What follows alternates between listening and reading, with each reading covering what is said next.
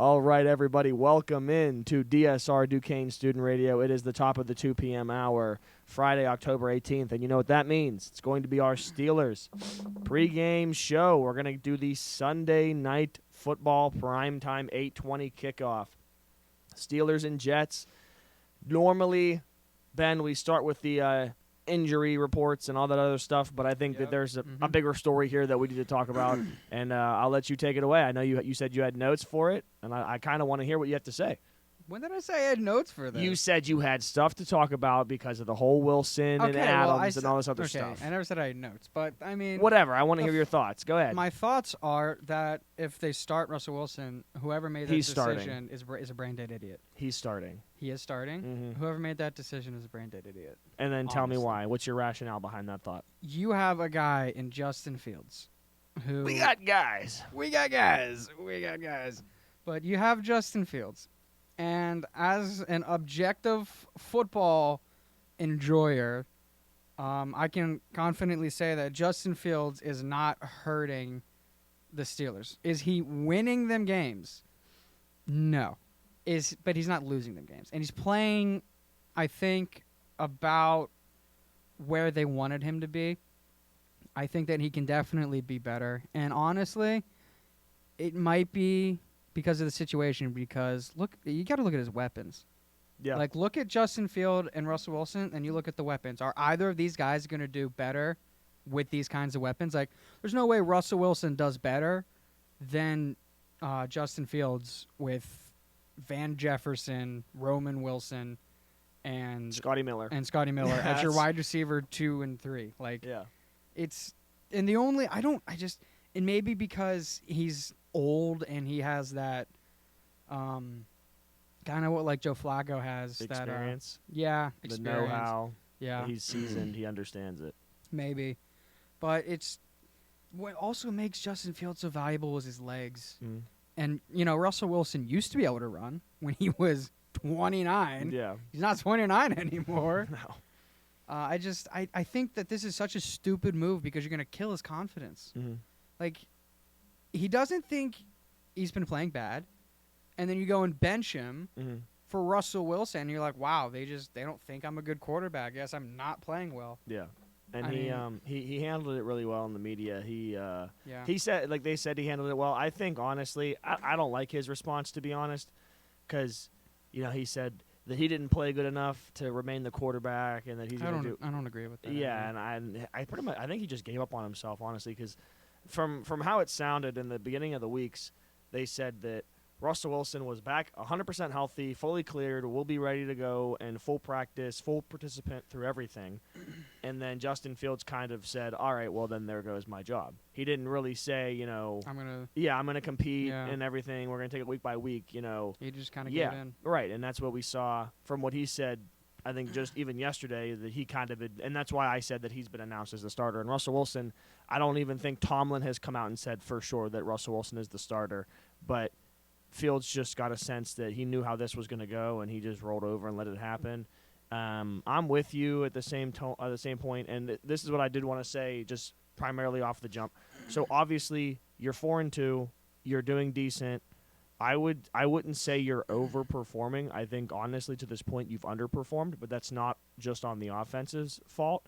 I think the defense has also at times. I understand with everything that they've been doing, it's hard to say that they're underperforming, and that's fair enough to say. But it's been a lot of red zone turnovers and setting up the offense in really great positions to just win. Because as we saw, the blocked punt, which led to a touchdown, which they got the ball on like the 20-yard line. Once you get the ball in the red zone to start on offense, it's hard not to score a touchdown. Yeah. And then with the interception from Dante Jackson led to a touchdown. He ran the ball all the way back to the 6-yard line.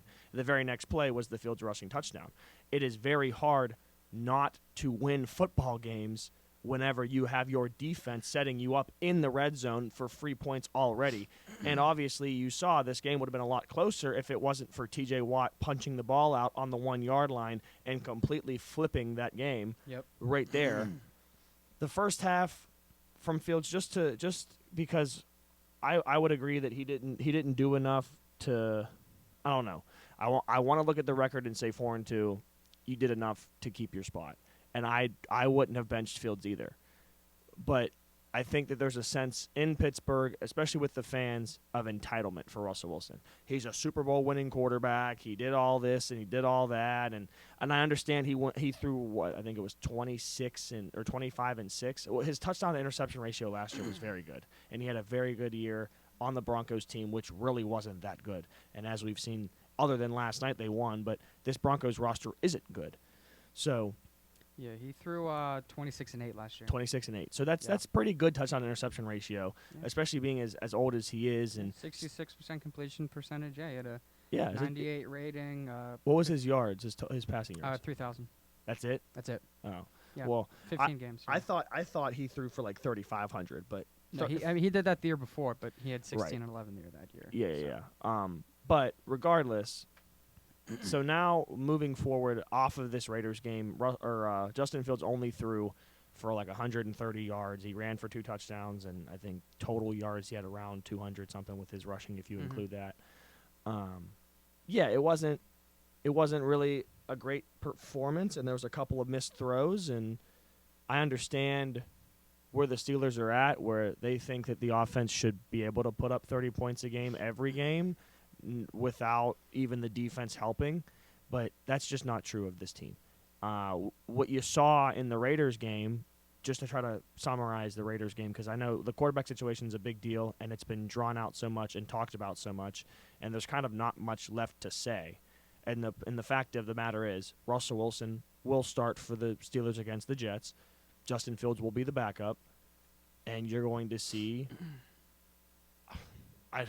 to be honest, I don't know what you're going to see. I think what will happen is that Wilson will show how bad this offensive line truly is. Because he can't run. Yes. So we talked about this off of air, about the idea of recovered yardage or not seen yardage, which I disagree with as a stat. It's just one of those analytical things. Primarily, I got this from Dan Orlovsky. Dan Orlovsky read into how many yards Justin Fields would have lost getting sacks and how many yards he gained off of running away from the sacks and creating offense off of that.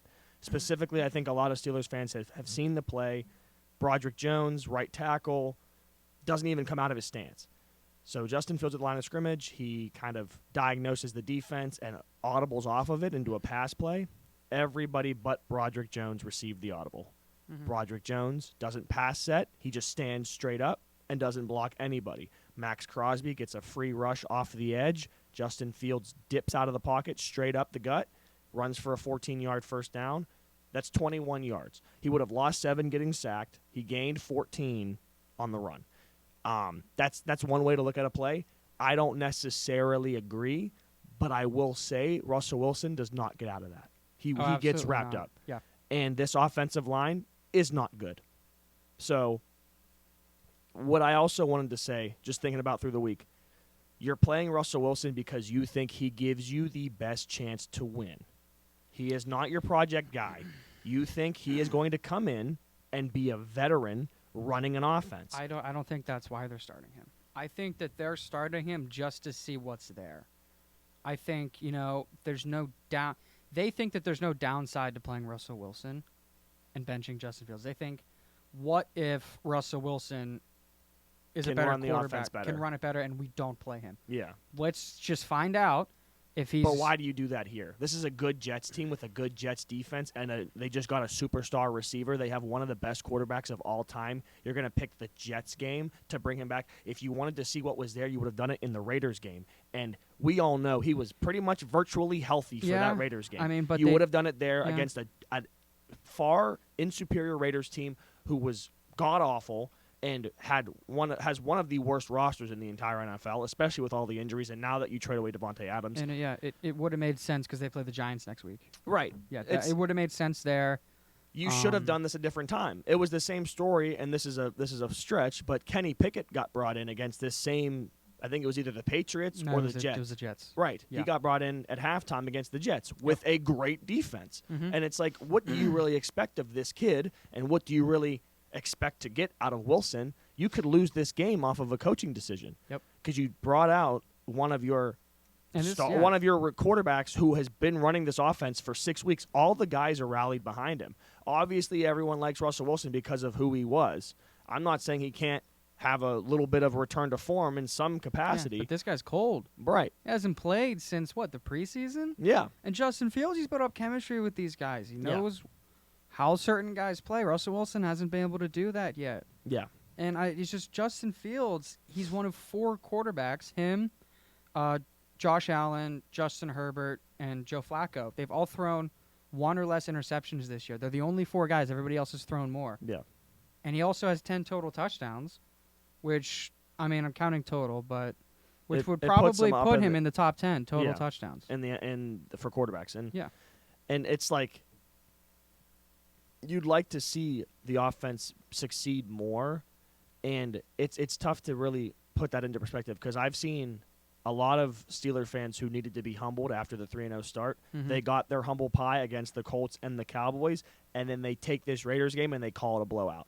This Raiders game, scoreboard-wise, was a blowout. Mm-hmm. In the actual play of the entire game, the only blowout came from the defense just putting the offense in places to score. The only touchdown that I would call as like an earned touchdown, you have earned runs in baseball. An earned touchdown was the Najee Harris drive where he juked Jack Jones out of his shoes and then hit the sideline and sprinted to the end zone and dove for the pylon. That was an earned touchdown drive. They started at like the 20 and they went down and scored a touchdown. Every other drive, they were placed in the red zone.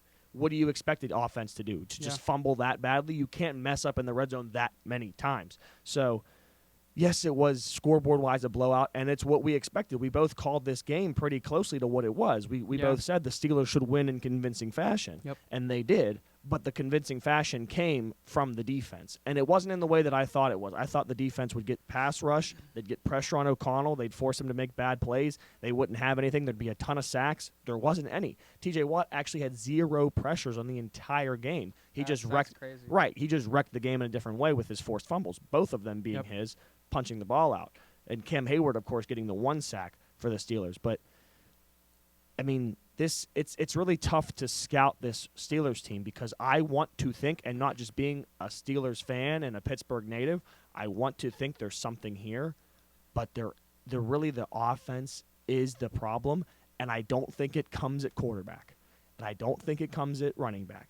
And I know we talked about how Najee was not really running the way that he should and not necessarily having the performances that you'd expect from him because you just expect him to be that great because he has been in recent years and he was a first-round pick coming out of Alabama, so you're expecting him to just always have 1,000 yards rushing on the season. And to this point, he hasn't been on pace for that, and his yards per carry was really bad, as you talked about, like 3.5 or something. It's up to great. I think it's up to 3.9 now, but it's still it's not great, but what we saw from him that Raiders game was unbelievable. It was like exactly what you think you would see from him and what you should see from him every week. He was doing it. And the problem becomes, what can Wilson do behind that line? Because, like I said, I think you will find out just how bad this offensive line is, especially on the pass rush of the Jets, which has been one of the best in the NFL this entire year. Yeah, and I think that Najee's just playing for a contract. Yeah. He's pulling a Kenny Galladay, gonna get that big money, and then he's gonna continue to. Man, that's a name I haven't heard in a while. That's because he hasn't done anything. Is he still getting paid though? Probably the Bobby Bonilla of the NFL. Yeah, Najee's averaging 3.9 yards per carry. Yeah. That's but that's really bad. And he doesn't have it. Backs. Yeah, and Justin Fields has more rushing touchdowns than him. I'm sure. Justin Fields is a higher yards per carry. Oh well, that's higher average, no doubt. But you're right saying that this is not a win now offense. It's definitely not. And this offense could get good. You have young pieces. If you move Broderick back to left tackle, maybe that fixes his play. But who's going to play right at that point? You go out and get a right tackle in the offseason. Okay. Or you're saying down the line. I'm talking next season. Okay. Because this year, I don't care who you put in at quarterback unless you're Tom Brady or Joe Patrick Burrow or Mahomes. Patrick Mahomes. Joe Burrow's not in this discussion. Yes, he is in No, this discussion. he's not in. He is in you this just said that. You discussion. just said the name Tom Brady and Patrick Mahomes, and the okay. other name that you put in there is Joe Burrow. I was gonna say Josh Allen also, but you didn't let me. You cut me off. Regardless, Josh Allen light years ahead of Joe Burrow, especially with this season. I wouldn't even go into that. I wouldn't say that. I mean, and especially with what Josh Allen has had. Look at Joe. This is just real quick to end this argument. Look at Joe Burrow's receiving core. Look at Josh Allen's receiving core. Look at Amari Cooper. how bad Joe Burrow's offensive line is, and look at how good Josh Allen's offensive line is. Look how bad Joe Burrow's is. Also, Josh Allen has a running game. Joe Burrow does not. He has Joe Shiesty can get moving. Yeah, but Joe Shiesty blows. We're not putting Joe Shiesty in the same. You're just salty because he plays for the Bengals. No, listen, I was such a huge Joe Burrow fan. We're not putting him in the discussion of Patrick Mahomes and Tom Brady. We're not doing it. Okay. It goes Mahomes. What you were saying. It goes Mahomes, Lamar, Allen, Burrow. Those are the top 4. Is that debatable? Yes. Who are you putting in front of Joe Burrow? You're gonna. The first name that I thought of was Dak Prescott. That was the first name. I don't know, Herbo. I'd take Herbo over Joe Shiesty. No. Because, Joe, he's just... And Baker. Dude, Baker this season low-key bangs. And I know you're a big Baker dude. Yeah, he's got 15th. Joe Burrow is second. He's tied for second with Jordan Love. And Baker's if you got want 15. this type of content, listen to our Wednesday shows. Back to Steelers. We're talking about the Steelers. Yeah, I know, my fault. I got a lot. But we're talking about the Steelers again. Oh, I was talking about... Quarterback. It doesn't matter what quarterback plays for this team. This offense is not good enough. Yeah, and I'm with you. You have young pieces. You got George Pickens. How old is George Pickens? Like 23, 24? Something like that. Justin Fields is like 26. Yeah. He's still got great years of Najee football Harris ahead is like of him. 25. Pat Freiermuth is young. Right. If you can pick up a good wide receiver in the draft, because you have Roman Wilson, it'd be cool if the Steelers used him. They didn't target him once in the entire Raiders Exactly. game. It'd be cool if they used him because he's a young guy and he's got potential. If they take a, I don't know who's gonna fall in the second round. Like I want to say someone like Isaiah Bond, but I don't know where he's gonna go. It depends on what his 40 time is. Yeah, or I don't think Luther Burden is gonna fall that far. No, he's not. Brady. That team has been. But anyways, Evan Stewart I think that would next probably year, be the guy. I like Evan Stewart. He'll probably be the guy that you would see in like that second, third round. That'd be a very good pickup for them. Or you go out and you get somebody in free agency. Or was it Anus Smith? What is his? How you say? Anias. Anias Smith. Yeah. I knew it wasn't Anus. That's a fact. But I don't know where you got that from. Anias. There's like a couple A's and I's in there. And it's tough to say. Anias Smith, the Georgia receiver, is another guy that. Could be there, but just like next year, this offense could be very, very good, and I know that's been said for the last 3 years. I don't know, because they're also saying that Justin Fields, and then they being a lot of Pittsburgh Steelers fans and other people within the Pittsburgh media are saying that Justin Fields is not the future for this team. I think he is. I think he should be. I think he should. I think you're right there. I think he definitely should be. But I don't think that they're going to offer him money, and I think he probably will get a lot more somewhere else, because I think he has shown enough. Especially teams like Tennessee and whatever else. Exactly. If the Steelers won't respect him, he should go somewhere else and get a bag. Yeah, and like especially with the way that Tennessee's looking, like maybe they get a top 5 pick and there's a quarterback there, but you could sign Fields and then draft, I don't know, Will Campbell at 5 or somebody to stout your defense out, maybe like a Will Johnson or Mason Graham, to name 2 Michigan guys, but there's other avenues to go than to draft somebody with Fields, because I think Fields has that ability to be a future superstar, and I think they cut him too short. I think I wouldn't go superstar. I'd say he's probably in the. I think Sam Darnold's playing at a superstar level this year. Well, not as of recently. Like the last game he had against the. Who did they just beat? I think it was the Jets when they were in London. Would you consider Brock Purdy a superstar? No, I'd say that's probably a ceiling. A Brock Purdy level production. I'd say Brock Purdy is definitely. I'm not saying superstar. I think superstar is reserved for the top 7 or 8 quarterbacks. Yeah, I think everybody else behind that is above average. I think that's probably where his ceiling is. I mean, I'd love for him to get to. I like Justin Fields, but I don't think that's where his ceiling is. I don't know. That's to kind of wrap all that up in a bow. we both think that Fields should have remained the starter, and Yep. I don't know what it would take for him to get the spot back. I think it's gonna, and I think there's a little bit of entitlement from Russell Wilson there, where he's like, "I'm Russell Wilson, I'm going to play. But if I'm healthy, I'm going to start." I do want to ask you this: what do you think? At what point do the Steelers bring in Justin Fields? Like, what does Russell Wilson have to do to lose the spot? To lose the spot, like how bad does he have to play, or how good does he have to play to keep it? Well, I heard that in the game's at Acrisure, so I believe it's at Acrisure. I heard that this is just a thought process that someone has out there, and they said if Russell Wilson comes out and he throws a pick or he does something bad, takes a sack, you're going to hear thousands and thousands of people chanting for Justin Fields. And a lot of people call that a distraction. And a lot of coaches have come out and said we don't want a distraction quarterback. That's why they don't keep two quarterbacks that are pretty good on the same roster fighting for a spot all year.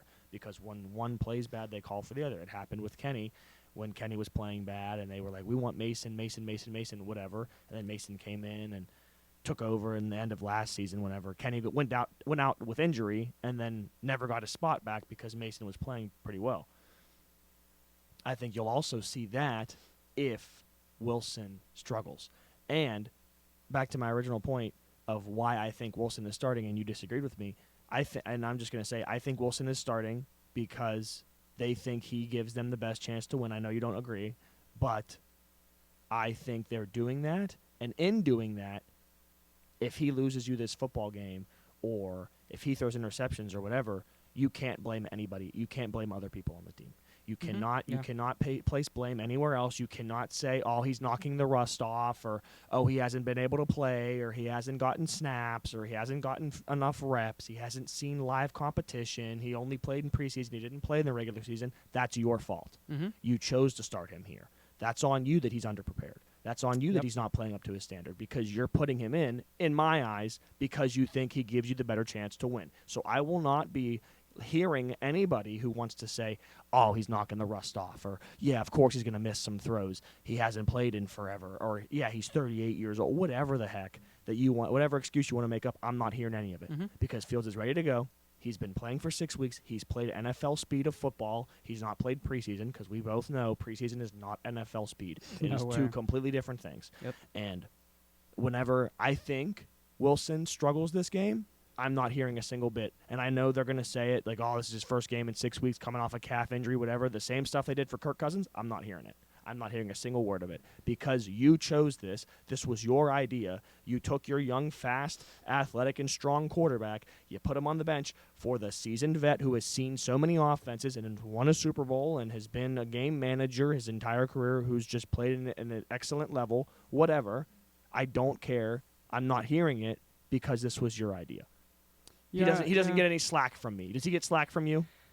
You know, I'm gonna cut him a little slack. And Because of why? I think that if he comes out and he misses a couple throws, I don't think that they should immediately pull him. Oh, no. I think that, like, you've made this decision and you got to stick with it. Yeah. Like, if he comes out on the first drive, gets a check down and then maybe he gets a nice throw and then he throws a pick and they take him out, that's terrible. Yeah. You should, if you're going to start him, you got to give him a chance. I agree with you. And I do agree that, you can't make any excuses for him not playing well because you made this decision to play him. Yeah. You're right. You've got a guy that's been in the game for 6 weeks. Yeah. I agree with you there. Yeah, and I think that if he doesn't play up to, I guess, what they think he should, I don't think that they should pull him. Right. I think if, they're scoreless in the first half and he's got like a 55% completion percentage and he hasn't thrown a touchdown, I think that they probably bring Fields out. That's probably when I would, but then again, I'm not an NFL or NFL coach, so what do I know? I wanted to, just in case it sounded that way, I didn't want them, I'm not saying to bench him or anything, I'm just saying, like, at the post-game presser, if they lose the game and Wilson had a bad game and whatever else happened, or commentators up in the box are going to say it, I'm not going to accept if Tomlin's like, oh, well, we wanted to give him a chance and to see what was there, and we thought he would give us the best chance to win, and he wasn't ready for this week, but next week he's going to do a lot better. Yeah, if he doesn't play well and they play him next week, that might get Tomlin fired. well, I honestly, I think with the way that the Steelers are, especially with head coaches, I don't think Tomlin ever gets fired until he retires. I think he will retire before he gets I fired. don't know, man. If they lose this game, that puts them at 4-3. I mean, how many 9-8, 8-9 seasons Can you have before can you have before you get fired? Like, it's cool that you Yeah. don't have a losing season, but like, win a playoff game. Yeah. But that was the quarterback situation. To go into the injury report for the game, first off, for the Steelers, we've seen a lot of Alex Highsmith being elevated in practice. He was a full participant yesterday, and he was in pads today. I watched a video of him in pads moving around with the other guys on the team. So I'm fairly certain that Highsmith is going to aim his return to be this week, and he's needed for this game. Casey was limited. Herbig did not practice as well as Frazier. Frazier's going to be out for this game, that's for sure. I believe. Did they not put him on the IR? I think they did. I didn't see that if they did. Yeah, I'm gonna. He's in a boot, so I'm sure that he got something out. But he'll be. I think he'll be back later in the season, just not for the next couple of weeks. He'll be out for a month. Yeah, he's not on the IR, but he's not playing. I'd give him a month. Herbigs did not practice. Patterson did not practice, and Hayward I think just had his vet days off because he didn't practice either days as well. But he will probably play. Roman Wilson was limited as of yesterday, but I can't imagine him not playing. He only played in a handful of snaps last week, and I don't know. Didn't throw him the ball. He was more used as a blocker outside there. That's not the guy you want blocking. Well, he does take pride in it. He said coming out of Michigan, he's like, receivers that don't block don't get fed. Yeah, but 5'10", 186. And Yeah, I'd fair. rather have a 6'1", 200-pound receiver out there. Fair. But then again, you have. Amon-Ra St. Brown's one of the most tenacious blockers in the league, and he's a tiny dude. Well, yeah, but what I'm saying is, if you've got three receivers out there, you have George Pickens at 6'3", 200. You've got Van Jefferson at 6'1", 200. And then your other receivers are 5'8", 5'9". 5'10", 185, 5'9", 175, and 5'9", 160. Yeah. So I guess, he's kind of your only other option. Michael Carter didn't practice for the Jets. Neither did DJ Reed as of yesterday. Ooh. Yeah. Mike Williams didn't practice both days. Mike Williams is going to get traded. Wednesday, Thursday. He was named as one of the potential targets for the Steelers now that their receiver room is too crowded and whatever else. I think you can save that if you're a Steelers guy. Would you? I don't know if I'd like that. No, I'd tell him to save it. Yeah, he's not. He just got signed, didn't they? Signed him out of free agency. That was a cap hit. I imagine his cap But hit's I crazy. don't even think he's the kind of receiver that you need. No. Because you need a guy that's going to get open. Yeah. That's going to create space, and Mike Williams is not that kind of receiver. And he just looks like he lost it. Like he was very good in So LA for a good lot in of LA. years, but I don't know. I don't know if it's that Jets offense or what, but I don't think that he really I think has he just kind of hit that wide receiver wall. Yeah. Conklin, the tight end, and Will McDonald the fourth were limited. So was Tyron Smith both days. I think I saw him on the field in the primetime game, and I knew he was playing. I don't know what he's limited for. I'm sure he's just getting vet rest because he's older. And Devontae Adams, who we both knew that hamstring was fake, and he wasn't actually injured. Yeah, he's going to play. He was a full participant Wednesday and Thursday, and he already put a picture of his cleats up on Instagram. So he's going to play. And I can almost guarantee you that he'll get a touchdown. But for the Jets, because we talked about the Steelers and the Raiders game and what we saw from it and how we think that went overall, I don't know if you got a chance to watch the primetime game, but the Jets really should have won that football game. There was a lot of chances they had to win the football game. Can we talk about how Greg Zuerlein and who was the kicker from the Bills? They were just trying to see Tyler Bass. Tyler Bass. They were just trying to see who could suck more. Yeah. And then that interception that Aaron threw, which I don't know. That he said that there was a different route ran than what he was liking and wanted something different on that not the last play, but on the interception. And then Taron Johnson made the interception, and it was kind of weird. It didn't look right. So I saw that. like, I don't know. He tripped and fell, but he had to fall because the ball, whenever he was trying really to catch the ball, behind him. yes, yeah, That was also an incredible pick by Taron Johnson to jump in, yeah. Yeah. But it was really weird because it was the first time I've seen Aaron, at least this season, be like, I wanted something different. Like I wanted to see a different route. So I think there might have been a little bit of a tainted relationship between him and Mike Williams, and I think Mike Williams isn't happy with his production, and I think he's going to blame his production on the offense and not himself. And I think that's why you're hearing a lot of trade rumors, is because I think there was a tainted relationship between the two in New York. And I think there's just all around a lot of there's a lot of egos in that locker room. right, and there's a lot of timid and I don't know, it seems like there's passive aggressive, there's a lot of problems. Yeah. And I feel like there's a lot of bad locker room chemistry. Obviously, I don't know. I'm not around the team, but you just fired your head coach. You traded for a superstar that was the former best friend and best receiver your quarterback has ever had, who he's pretty much saying, I need help. I don't know how Garrett Wilson would take that. Yeah, I was going to say, if you're Garrett Wilson, you're like, dude, I mean, I'm a good receiver. Yeah. I am your help. Yeah, and Breece Hall hasn't been playing up Yeah. to standards, and the defense has had some weird malfunctions. I really don't know what's going on, but I feel like there's some sort of problem going on in that locker room, and obviously they have their interim head coach and they haven't won with him. I don't think they win with him this week. I don't think Ulbrich gets his first one as a head coach. Okay. And I know since we talked about it on Wednesday, I don't know if your opinion changed. I'm sure it didn't, but you have the Jets winning this game. I do. Yeah. I just think that as much of a distraction that Jets locker room is, there's a whole lot more distraction going on that Steelers sideline with this quarterback situation. Okay. I don't think that, honestly, this is kind of a throwaway game. I think this is the game that determines who's going to start the rest of the season. Mm.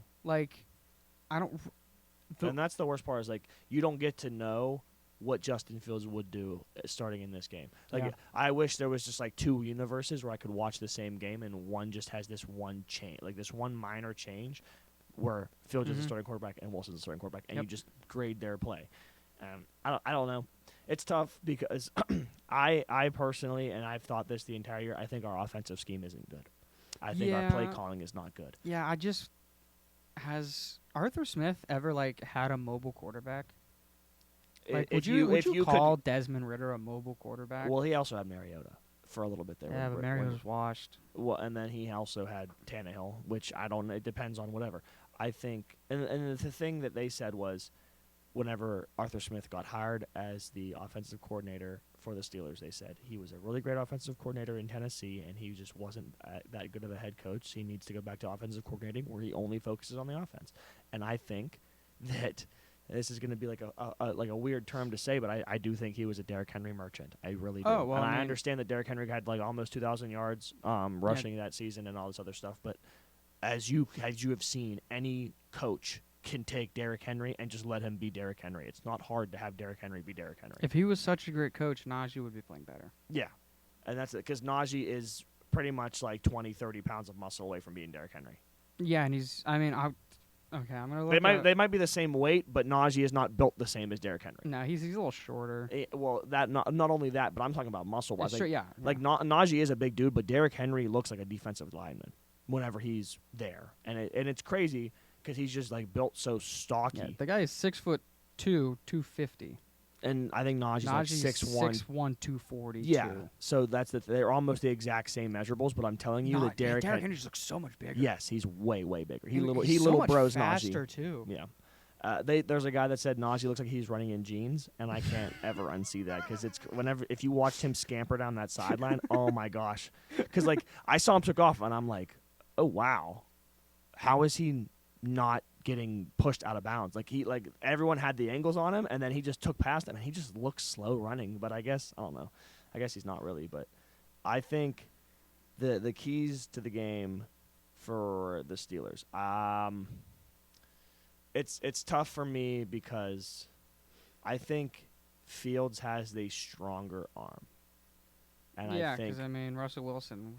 He's been in the NFL for 13 years. Well, yeah, not even if He's you got go a back. lot of wearing. Russell. Oh, I know he's a baseball pitcher or whatever else. I don't think he ever had the arm strength level that Justin Fields has. Yeah, Justin Fields can throw bullets. Yeah, there's some velocity. He can put it out there. Yeah, and especially now, I understand with Wilson having his age showing. I think that the pressure gets to Wilson. I think that there's going to be a lot of good coverage in the back end because our scheme is not that complex and not that good. So it's not going to be a hard game for Sauce to just lock down George Pickens. I'd imagine they're going to do man follow. I'd imagine. And play aggressive and be really, I don't even know, tenacious up front. Like they have great run filling linebackers who love to flow downhill and hit hard. Yeah, Quincy Williams. Yes, and I don't think Mosley's there anymore. He is. He's still there. He's still there, and he always plays really good. Always, like I don't know what it is about him. Plus, I mean, they still have Quinnen Williams. Right, who stuffs the middle, and they have edge rushers off the outside. Is Jermaine Johnson out for the year? Something happened with him, didn't it? I didn't Or realize am I tweaking? They have Javon Kinlaw on their roster. Well, yeah, I thought he was going to be good. Yeah, he never was. Shame. He's just questionable. He's not. Jermaine Johnson? No. Oh. So I thought you said Will McDonald. Sorry, Jermaine Johnson. Where are you, Jermaine Johnson? I don't know if he got hurt or what. I know he's still there. I don't know. I if he bet was they have him as a linebacker. outside edge rusher, number 11. That's all. It's not. But He is. He's on the IR for Achilles. I thought it was. I thought he was out. And so he's not going to be there. But that's where you see McDonald, who is pretty much almost the same archetype. He's a speed rusher off the outside. Yeah, and he's having a good season. Yeah, and that's where the problems are going to be because 7 sacks. You kidding me? Yeah, the tackles for the and I'm sure Quinnen Williams has somewhere around 4 or 5 in the inside. This pass rush for the Jets is serious. They've always had a good defense. Yeah, and then that's what they're saying this year. It's one of the best in the league. And whenever you have that pressure up front and you have to know where your safety valves are. And especially they talk about with Zach Frazier not playing. Yeah. Quinn Williams could eat. Yeah, exactly. And especially what we've seen from Sam Alu, who he got mauled. And I understand that's like an anomaly play because he doesn't get put on his backside very much. But still the fact that it happened and it was from, I don't know, Sheldon Rankin or somebody. Sheldon Rankin. It was some old oh, no, Linval Joseph. It was Linval Joseph. Oh, my Lord. That's even older. Yes. Linval Joseph put him on his backside. And How old is Linval Joseph? Old. Dude, he hasn't been good since the Lions? I would say I think he played on the Vikings and he was decent. But, he was... He's 36 years old. Yeah, and he just took Sam all to the woodshed. Oh, he never played. Who did I say play for? You said the Lions. No, he never played for the Lions. Vikings. Oh, yeah, he did. He long stretch with the Vikings. Yeah. But as far as what I expect, whenever you face the pressure that Wilson is going to face and you don't have the legs that Fields does, you have to throw the ball quick. You have to identify where the blitzes are coming from and have replacement routes. And what a replacement route is if you say you're getting pressure off of the right edge from a corner, if the slot corner or nickel corner, whoever, is blitzing off of that right edge, he is not occupying a zone or he's not guarding a man. So someone else has to either guard that man up, or has to replace that zone. Whenever that pressure comes, you throw it at the pressure, essentially. Throw it where the blitz comes from. Right, exactly, because it's replacement. So whenever he comes, I sit where he's supposed to be and throw it to him. And it's going to be a lot of quick game, I bet. Not going to see a lot of deep shots, and that's where the Steelers get behind. Because they try to do quick game, they try to dump it out of the backfield, and then your running back can't make one guy miss in the open field, and now you're behind schedule. It's 2nd and 13 or 2nd and 11. They want the entire idea of running an offense is to stay on schedule and stay ahead of the downs. So you want to be in a 2nd and 6. You want to be in a 3rd and 3. You don't want to be in a 2nd and 11 and then a 3rd and 8. You don't want to be in I don't even know how bad it got, 2nd and 33. Whenever there was the big snap fumble off the face mask of Fields and it went all the way back and almost ended the game. It was something like that. I also see a lot of penalties on this offense for the Steelers. I think they're going to have a lot of holds or something. They're going to have a lot of drive killers that Tomlin talks about, and that's a coaching thing. Whether it's false starts or whether it's – and they've gotten over this not necessarily illegal motion, but there was a problem with their formation. It was a formation penalty. It's a 5-yard penalty, but it starts you out at 1st and 15. And whenever you start with that, it's called a drive killer for a reason because you're starting in a hole. And you just can't do that. And being that you're 6-7 weeks into the NFL season, your offense should be nailed down. And if it's not, it is on coaching. And that is a big thing that you've seen a lot with Tomlin is that underprepared and they're not playing up to their standards. And, what is the standard? Because he keeps talking about the standard. But when you go 9-8, that's a pretty bad standard. Yeah. I agree. I agree with all that. Yeah. What do you see? What do you see out of? What do you expect? Okay, I'm gonna ask what you expect out of Wilson, and then what would be a good performance to make you be like, oh, I was wrong about not playing Fields? What I expect out of Russell Wilson. I don't like you said, they're not going to take deep shots. This is going to be really short routes. Maybe he'll take a deep shot to George Pickens once or twice, but I'm gonna expect to see drags, maybe some slants, maybe a little dig, probably a lot of checkdowns to Najee, and he's gonna get a ton of pressure, because like we talked about, this Jets defense is very good, and I don't expect, if he plays the entire game and he plays well enough to play the entire game, I doubt he'll get more than like 175 passing yards. But for me to say that I was wrong and that Russell Wilson should start the remainder of the season, I think he needs to go somewhere in the range of like a 17 of 22 for 231 yards with 1 or 2 touchdowns, no picks. If he puts up that kind of, and they win the game, because that's really what matters. If they win the game, then I think that I was wrong and he should start. I just don't think he's capable of that. This is gonna be tough. Okay, so I should probably hedge my expectations because the Steelers team is not very good. I expect at least 225 and a touchdown or 2. No picks. I'm with you. But for me to say, oh, I was wrong, it would be 300 yards and 3 or 4 touchdowns. Because that's the the big problem that everyone says is the Steelers' offense cannot put the ball in the end zone. They can get down the field, they can get into field goal range and have Boswell nail a 50-yarder, but they cannot score touchdowns, and that's what you have to do to win football games. And I agree. Wow, okay. But that was the big problem under Fields, is that Fields couldn't score touchdowns. He couldn't throw for touchdowns. He couldn't get in the end zone. You know, you can work the ball down the field, but then you get timid and you get complacent in the end zone, and you're like, oh, all right, you know. We're in field goal range. We can kick a field goal. Right. And that's what Tomlin does. He plays it safe a lot. Thankfully, he didn't. There was a fourth and I don't know if it was a 4th and goal or a 4th and 1 on the 2-yard line, and Fields got his first rushing touchdown of the game against the Raiders, going for it on 4th down, which I thought should have been called, and it was a great decision, because when you're that close and like a touchdown would kind of open this game up, and it's 3 points and you're on the 2-yard line, so even if you don't get it, your defense is going to be able to get a 2-yard tackle for loss. Then you get a safety and the ball back. So I agree with what he did. He went for it, got the touchdown, and that was all awesome. But I realistically, I'm going to be honest, I don't see a way in which they bench Wilson this game at all, unless injury. Injury is the only way I see it, and I could see that happening, to be honest. I could see a sack getting to him, and they roll up on him, and as they tackle him, they try to drag him down, and they collapse on his calf or whatever the problem was in his lower body, and then you bring out Fields, who's ready to go. Yeah, and if this calf injury is an actual injury, and that's actually preventing him from playing, his mobility is going to be even more limited. Yeah. Because he's going to be worried about re-aggravating that calf injury. Well, that's why any mobility that he had, and that's not saying he had a ton, he lost. He does not have it. That's what they said that's why they hadn't brought him in beforehand, is because he couldn't move around that well. He obviously could walk and run and whatever else, but he could not move within the pocket to which he thought he should be able to. And now they're saying that the calf injury was real, and they're saying that he's 100% back from it.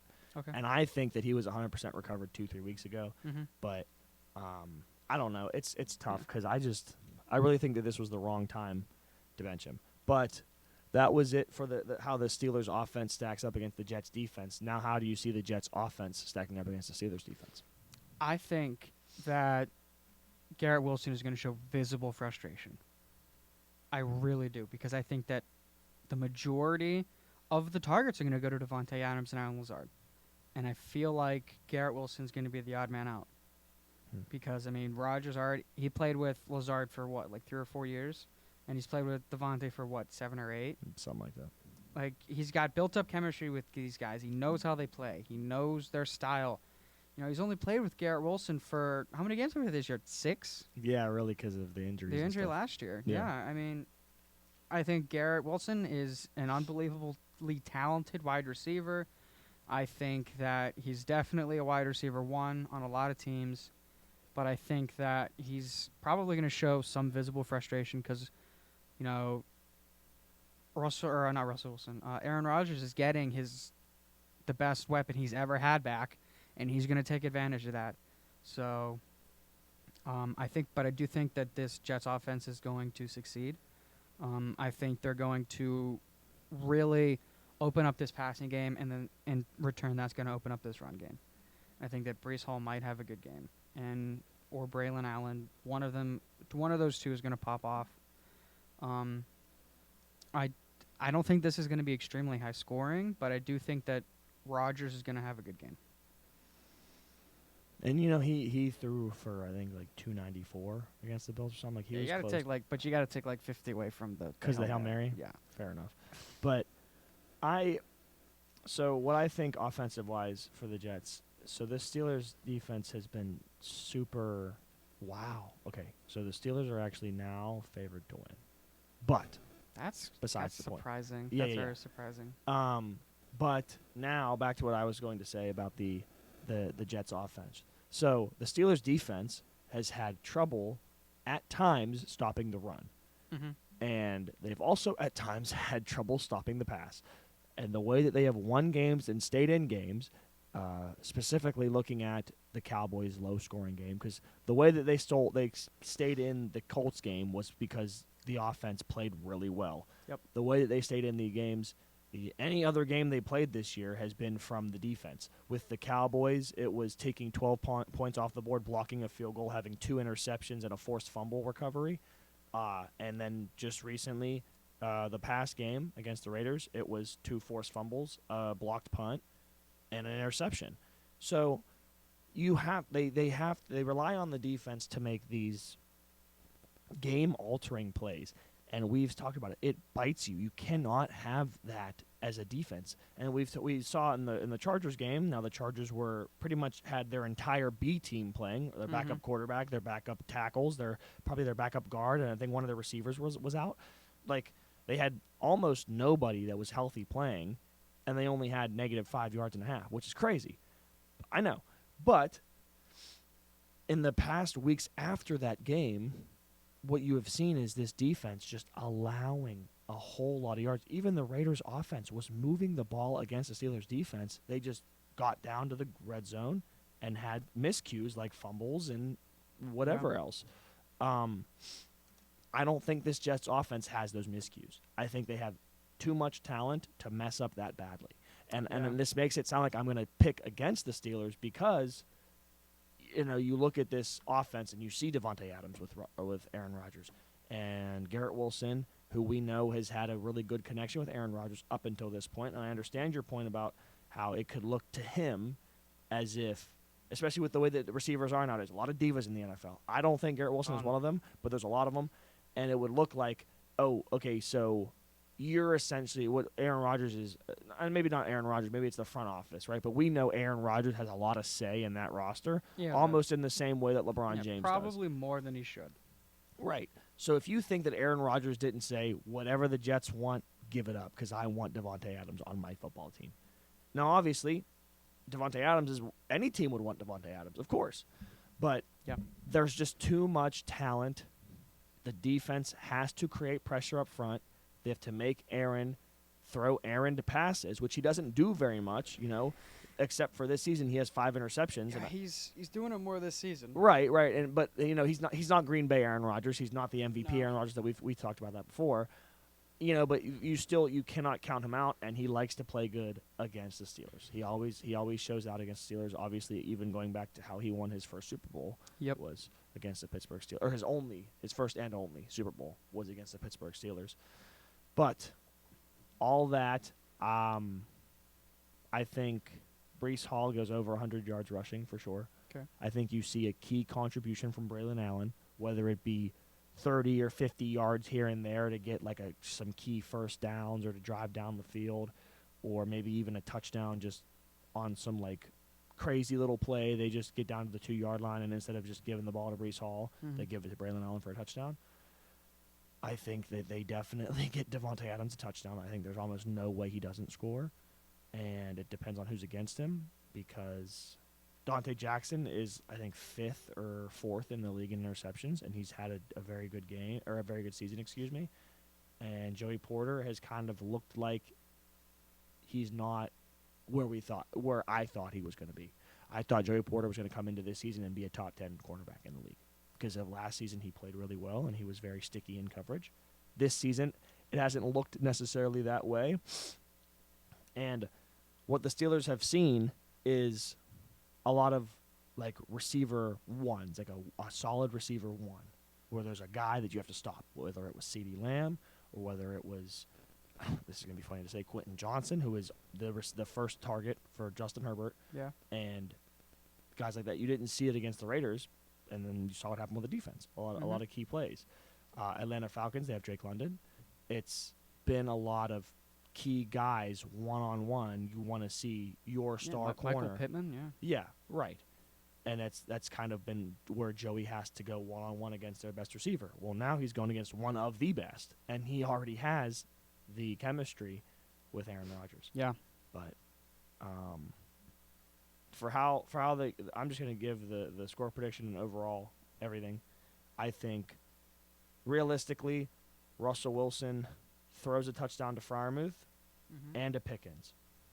I think Najee will run one in, so that's at least 21 for the Steelers. I see 6 receptions for 90 yards and a touchdown out of George. I see 5 for 55 and a touchdown out of Freiermuth. I think Najee can run 17 attempts, 97 yards, and a touchdown, which would put Wilson, for me, somewhere around the 230 range with 2 touchdowns, and I do think he throws a pick. Okay. And then that's really all that matters for the Steelers' offense. For the Jets' offense, A-Rod's going to throw for 270. And I think there's going to be 1 throwing touchdown, and it'll be to Devontae Adams. Adams will have, I think, which is going to sound weird, I think 4 receptions for like 30 yards. He's just not. He's coming back from a hamstring injury. He's been out for 2 weeks, and I don't see him like completely killing the Steelers, but I do see him having a touchdown because they're going to get down to the 5-yard line, and they're going to be like, Rodgers is going to say, well, I'm going to get my new guy a touchdown. I think Breece Hall will run for 110 with a touchdown. I think Braylon Allen gets a 5-yard touchdown rush with like 30, 50 yards. Garrett Wilson, 5 receptions for 70, no touchdown. Okay. Right. As far as the Steelers' defense, TJ gets 1 sack. Joey gets an interception. And that's like, I guess you could say Cam and Highsmith get a sack apiece. And then Jets defense, it'll be Sauce that gets the pick for the Jets defense, and they will have 4 team sacks for the Jets. Okay. Where are you at in the whole scope of the game? I have I think that I'm with you on the Devontae Adams. I think he's going to get a touchdown. I think that I'm also with you. I think that Braylon Allen and Breece Hall are both going to get rushing touchdowns. And for the Steelers, I only think 1 touchdown. They're only going to score 1 touchdown. Okay. And I think it goes to Najee. This is a blowout for you. No, it's not. Whether that the field goal comes, okay. Whether that or the defense is for a touchdown. Yeah, or whether that's a rushing or receiving. I'm not exactly sure. Okay. I don't want to think about that too much. But before we get to the parlays, there's just one more thing that I kind of just thought of about the Justin Fields situation. And maybe they're doing this just to see what kind of a person Justin Fields is. How he does with this kind of adversity. Is he going to sulk, and is he going to shy away, and is he going to, pout that he's not the starter anymore? Or is this going to motivate him to play better and to prove that he is a better quarterback than Russell Wilson, and he should have the spot, that he is a starting quarterback in the NFL, and he deserves to get paid? That could be a reason why they're doing this. They want to see, what is Justin Fields? What kind of character does he have? Is this going to motivate him, or is this going to demotivate him? And maybe that's why they're doing this. If that, and we're going to run with this, if that is why, say Tomlin is the one in your mind that did this. Mm-hmm. So if Tomlin did this, what does that say to you about him was because to me that makes me have a complete negative feeling towards him, and I think that he should like never be a head coach ever again, because that to me is just wrong. So what do you think? If that was why, how does that make you feel about Tomlin as a coach? I'm just like, if that is the reason why, I don't think he's a good coach. But Right. if I'm trying to defend that logic, I think Tomlin is doing that because of next year. But this, like I would say, this isn't just like a throwaway season where you're 1-6. I get this that. is a big game. Yep. This matters a lot. And this I'm is not an saying AFC. that that's the reason he's doing right. this. No, I get but you. like, if for some weird unknown reason that's why he's doing this, I think maybe he's just doing that thinking about the future. Okay. All right. Because Fields did handle it very well. And as we were talking about before, so as of right now, the odds makers for this Jets-Steelers game or whatever, so the odds makers for ESPN Bet, the money line, it does have Steelers as a plus 110 underdog. But this matchup predictor, according to ESPN Analytics, puts the Steelers win at 50.3%, and the Jets loss, excuse me, that would make the Jets loss be 49.3. 49.3. Yeah, there's a missing there's a missing 0.4% out there. That could be a tie, I'm guessing. Which Okay. Don't bet on that.